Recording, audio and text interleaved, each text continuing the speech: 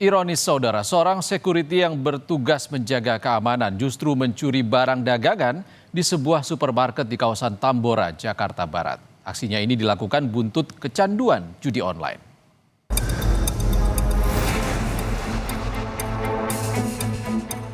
Inilah IF, seorang security di sebuah supermarket di Tambora, Jakarta yang terekam mencuri barang di tempatnya bekerja. Bukannya menjaga keamanan toko, IF justru merongrong keamanan.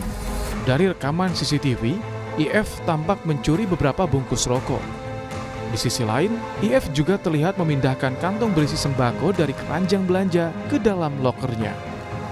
Berbekal rekaman kamera pengintai CCTV serta laporan manajemen supermarket, pelaku akhirnya ditangkap polisi. Dari pengakuannya, IF telah mencuri selama 5 bulan. Barang hasil curian dijual untuk memenuhi kebutuhan sehari-hari dan juga memenuhi hasratnya bermain judi online.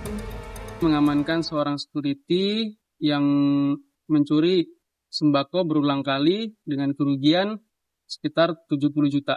Modus operandi yang dilakukan adalah dengan menumpuk barang-barang sembako di keranjang-keranjang, kemudian dimasukkan ke lokernya dan pada saat pulang dibawa pulang. Akibat aksi pencurian ini, manajemen mengalami kerugian mencapai 70 juta rupiah. Guna mempertanggungjawabkan perbuatannya, kini IF harus mendekam di balik jeruji besi dan terancam hukuman 5 tahun penjara. Harko Sutyono, Kompas TV, Jakarta.